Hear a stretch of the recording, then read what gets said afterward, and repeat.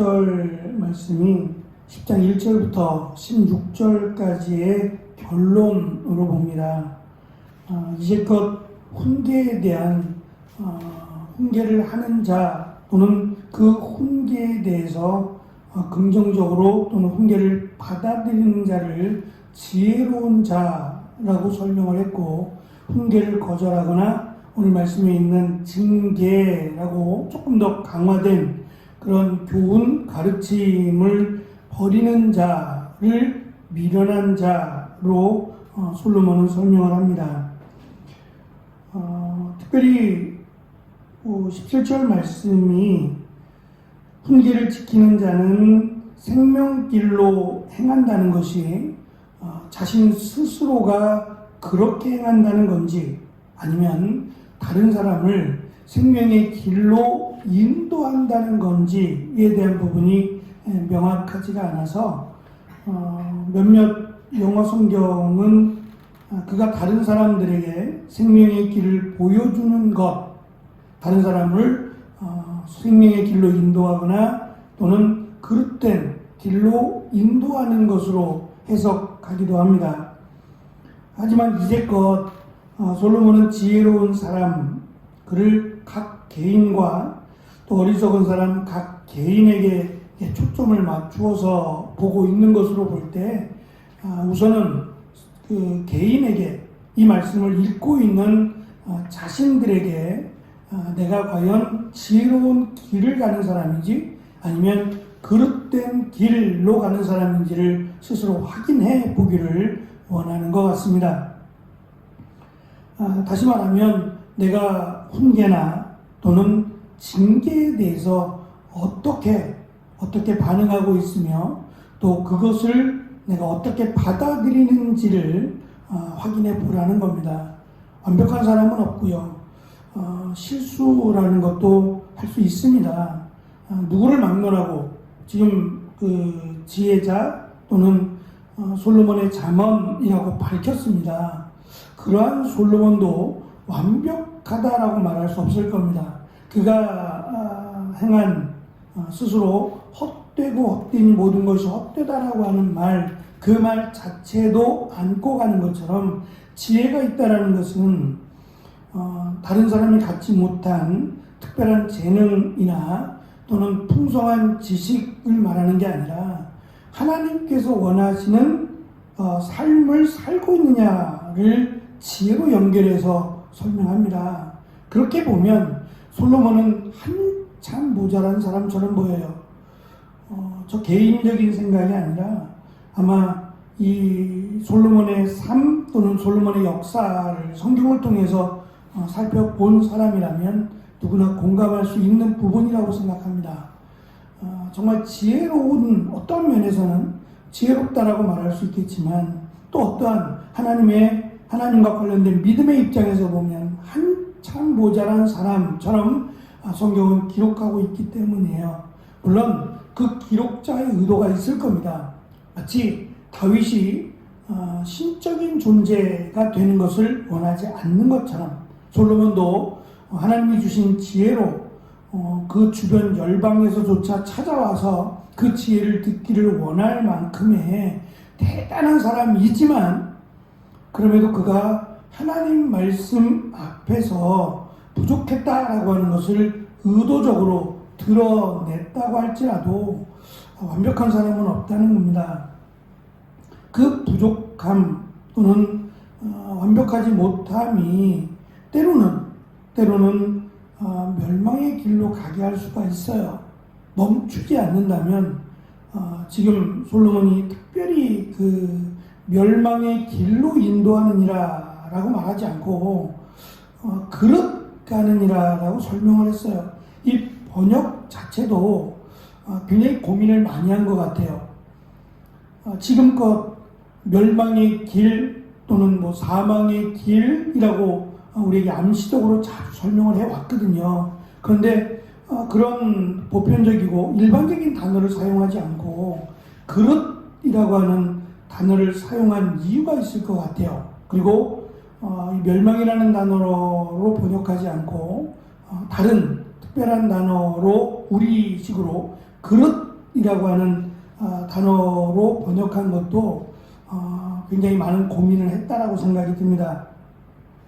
이 그릇가다라고 하는 이 말은 두 가지 의미가 있습니다. 하나는 방황하다라고 하는 의미입니다. 그러니까 멸망은 아니에요. 아직 멸망은 아니라는 점이에요. 방황하고 있다라고 하는 점이고, 또 하나는 술 주정뱅이와 같이 행하다라고 하는 뜻이 있어요. 왜 이런 표현을 썼을까를 생각해 보면 이 술 문화라고 하는 것이 당시에 지금과 동일하다고는 볼 수 없지만 처음부터 내가 마음껏 취하리라 라고 먹는 사람도 있지만, 마시는 사람도 있지만, 그렇지 않고 뭐 적당히 어느 정도 마시겠다라고 한 사람도 있을 거란 말입니다. 그런데 마시다 보면 뭐 기분이 좋아서 그럴 수도 있고, 그 정도가 지나쳐서 나중에는 집에 돌아갈 수 없을 만큼 누군가의 도움이 없다면 내 힘으로, 내 능력으로 집으로 돌아갈 수 없는 그런 상태에 이르렀다면 이것 또한 지혜로운 자의 모습은 분명히 아닐 겁니다. 그래서 이 훈계라고 하는 가르침과 교훈, 그리고 징계라고 하는 훨씬 더 강력한 처벌을 포함하고 있는 이제 그것까지, 교훈은 물론이요, 징계라고 하는 그것에 대해서도 본인이 어떻게 그것을 생각하고 받아들이느냐가 지금 자신이 마치 술을 먹고 제대로 집을 찾아가지 못하는 자신의 그 처한 상황이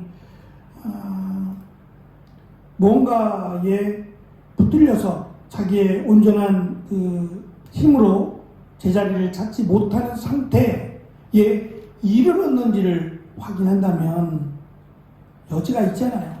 지혜로운 길로 갈 수 있는 여지가 있지 않겠습니까?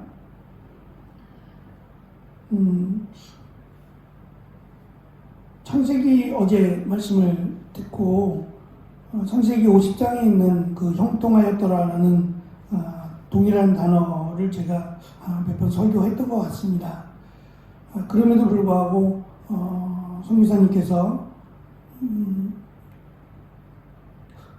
그 선교 초창기가 아니라 그래도 선교사로 나간 지 그래도 나이가 꽤 되셨어요. 50이 넘으셨으니까 적어도 20년 이상을 지금 선교사를 하신 거예요. 그러니까 저는 선교를 나간 지 얼마 안 된 그런 사람이라면 좀 의미가 다를 텐데, 적어도 20년 가까이를 선교사로 한 길을 지금 갔단 말입니다. 처음부터 선교사로 나갔으니까 적절치 않은 그 자신의 선교 경험을 배경으로, 바탕으로 말씀을 하신 것으로 볼 때에도 참 많은 은혜가 됐어요. 특별히 누가 봐도 형통이 아니잖아요. 누가 봐도 이건 하나님의 심판처럼 보여지는데, 이제 그것을 참고 기다린 긴 시간이요, 감옥에서도 그렇고 쉽게 되어지지 않는 너무도 억울한 일들이 반복될 때에 그것을 형통으로 본다는 것은 제가 앉아서 듣기에도 참 쉬운 일은 아니다라는 생각을 가졌어요. 누구도 원망하고 불평할 만하지 않습니까? 요셉이 무슨 잘못을 그렇게 했길래, 그러니까 잘못이라기보다는 형들의 그 어리석음과 형들의 그 악함에 휩쓸려 간 거죠. 근데 그건 역시도 하나님 이스라엘을 구원하시기 위한 하나님의 계획 안에 있었다라고 나중에 요셉이 고백하지 않습니까? 그 짧지 않은 정말 고통의 시간을 겪어야 했는데요. 그것을 형들이 왜 믿지 않겠습니까마는 그것을 하나님의 말씀으로 인해서 본인을 깨닫게 하신 그 하나님의 은혜로 말미암아 원수로 갚지 않겠다 했던 것도 그렇고, 우리가 살아가면서 잘못을 안 하고 살면 참 좋겠는데, 이제 그렇지 않을 때 우리에게 누군가가 훈계를 하거나 또는 그것이 지나쳐서 조금 더 강한 징계라고 하는 것을 우리가 받을 때 그것을 원망하고 불평하기보다 이제 솔로몬은 그것을 받아들이는 자가 왜냐하면 지금 내 모습이 솔로몬의 표현대로 그릇 가고 있어서 그래요. 방황하고 있거나 올바른 판단을 내리지 못하고 있기 때문에 훈계나 또는 징계라고 하는 것을 지금 설명하는 거예요. 이 말씀을 준비하면서 그냥 언뜻 생각이 났어요. 제가 중계동에 있을 때 목사님이 노회장을 하셨고 노회장의 자세한 상황은 모릅니다만 노회장을 하실 때에 진경 노회장 앞에 노회장 하셨던 분들과의 어떤 문제로 좀 다툼이 오가셨어요. 근데 그게 좀 심각해졌어요. 그러니까 서로 기분이 나빴던 것 같아요. 자신을 무시한다라고 하는 서로 기분이 나쁘고 이것이 개인적인 문제가 아니라 파가 나누어지는 이 사람을 지지하고 이 사람을 지지하는 파가 나누어지는 일까지 벌어지고 싸움이 좀 커졌어요. 그러면서 노회에서는 이 면직이라고 하는 이게 극단의 조치인데 사실은 이것도 말이 안 되는 얘기긴 합니다만 목사에게 있어서 면직은 사형 선고와 같은 거예요. 더 이상 이 교단에서는 목사로서 인정할 수 없다. 굉장히 그 막중한 처벌이거든요. 그러니까 이렇게 처벌한다는 것 자체도 조금 이해가 안 돼요. 그만큼의 죄가 아니에요. 그러니까 목사로서 해서는 안 되는 중죄를 지었을 때 면직이 되거든요. 근데 제가 같은 교회에서 목사님을 볼 때, 교회에서 그렇게 정말 끔찍한 죄를 졌다고 보지 않거든요. 그런 건 없는데도 면직을 했다는 것 자체도 일단 문제가 됩니다만 그 문제를 좀 다른 방법으로 화해하고 조금 자신의 잘못을 좀 인정하는 방법으로 갔더라면 이 문제가 좀 쉬워졌어요. 근데 이 문제를 가지고 총회에다가 상정을 했어요. 총회법에다가 노예법에 있는 노예보다 상회 기관인 총회에다가 이 부분을 상소를 했고 총회에서도 노예의 소를 들어주니까 이제 세상 이 법원에다가 이 문제를 제소했어요. 근데 이 법원은 이 판결을 내리지 못하고 누가 이겼느냐 졌느냐의 판결을 내리지 못하고 시간을 끌었어요. 한 2년 정도의 시간이 흘렀어요. 그러면서 이제 상처는 상처대로 다 받고 서로 간에 상처는 상처대로 받고 이분은 어쨌든 면직 상태가 돼버리니까 빨리 회복이 됐더라면 좋은데 면직이 되니까 더 이상 교회에서 설교할 수 있는 권한이 없어져 버렸어요. 어찌됐든 저는 그 부분에서 조금 더 지혜로웠더라면 이라는 생각을 했어요. 기분은 나쁠 거예요. 무시당했다고 생각하면 기분은 나쁠 거예요. 아니 그렇다고 그래서 그걸 세상의 법정으로 가져가는 일이나 조금 숙이면 되지 않았을까? 그냥 미안하다고 하고 좀 양보하면 안 되는 일이었는가? 지금도 그 생각을 해요. 자문의 말씀처럼 그냥 자신을 향한 훈계라고 생각하고 또는 징계라고 생각하고 그 징계 훈계에 대해서 참고하고 자신이 그 부분을 인정했더라면 좀 쉬운 문제가 아니었겠는가 라는 생각을 해요. 제가 당사자가 아니기 때문에 얼마나 불쾌하고 얼마나 모욕적인 일이었는지까지는 모릅니다만 결과를 놓고 보면 이게 과연 이렇게까지 해야 될 일인가? 라고 하는 생각을 가졌어요. 저도 미련 없이 그 노예를 나왔습니다만 한 사람의 목사를 이제 면직시킬 만큼의 노예라면 노예로서의 역할을 못한다라고 생각을 했어요. 물론 저에게도 압박이 들어왔어요. 제가 무슨 잘못했는지 모르지만 그 교회에서 나오지 않으면 너도 면직이라고 하는 도저히 이해할 수 없는 이 교회에 죽이기를 하는 건지 라는 생각이 들 정도로 참 안타까웠습니다.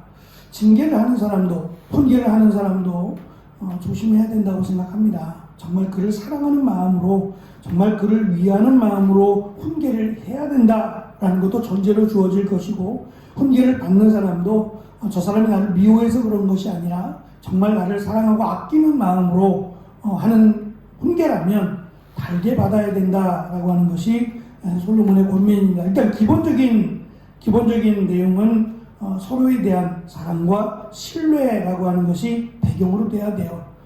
그냥 훈계하겠다라는 것도 상대방을 상당히 불쾌하게 할 수 있는 부분이 있기 때문에 조심스러워야 될 부분이고, 훈계를 받는 사람도 저 사람의 훈계를 감히라고 생각하지 말고 정말 나를 아끼고 사랑하는 마음으로 훈계를 했다라고 하는 전제로 받을 때에 그는 생명의 길로 가는 사람으로 솔로몬은 설명하고, 그렇지 못한 사람은 여전히 방황하고 마치 술 주정뱅이처럼 자기의 몸도 가누지 못하는 사람으로 설명을 하고 있습니다.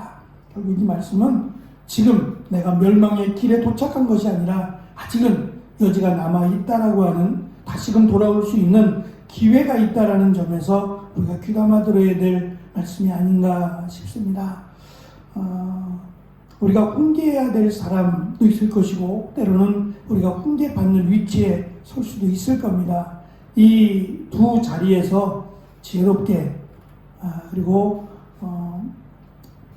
하나님 말씀을 기준으로 잘 결정할 수 있는 우리가 되어지시기를 축원합니다. 기도하겠습니다.